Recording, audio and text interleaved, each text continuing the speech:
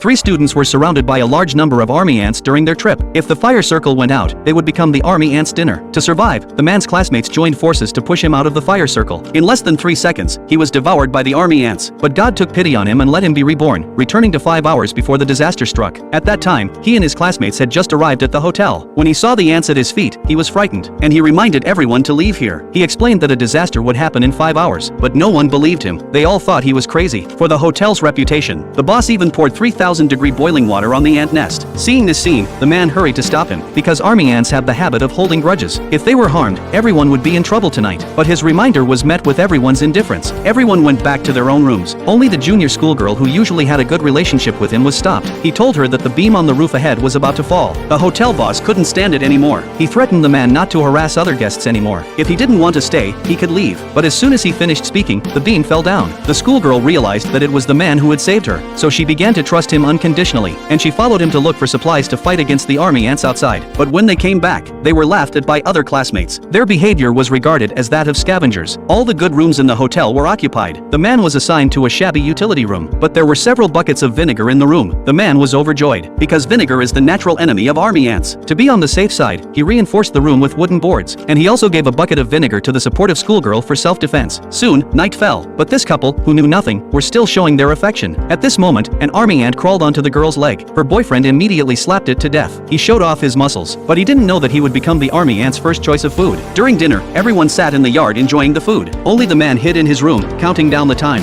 When everyone was having a good time, the army ants finally started to move.